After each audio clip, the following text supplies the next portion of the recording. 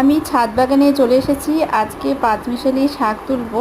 তো এই দেখো এখানে লাল শাকের বীজগুলো এত ঘনভাবে ছিল, তো সেজন্য আমি মধ্যে মধ্যে থেকে একটু তুলে নিচ্ছি। যেগুলো একটু বড় বড় হয়েছে কিছুটা তুললাম। আর তারপরে দেখো এই যে পুঁই শাকের যে পাতাগুলো সেগুলো কিন্তু অনেকটাই বড় হয়েছে। এখানেও আমি যে সবজির খোসা দিয়েছিলাম বস্তার মধ্যে লাগিয়েছি 3টে গাছ। তো কতটা বড় পাতা দেখো। তো এখান থেকেও কয়েকটা পাতা আমি তুলে নিচ্ছি। তো ছাদ বাগানে এইরকম টবের মধ্যে বিভিন্ন জায়গায় ছোট ছোট পাতা থাকে।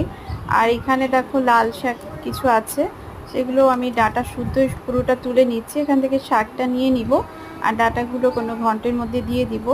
তারপরে এই যে পালং শাক আছে, একটা একটা করে তুলে নিব টব থেকে। আর এই যে কলমি শাক, সেগুলো বর্ষাতে একটু হলো অনেকটা পাতা, তো এখান থেকে কিছুটা পাতা নিব।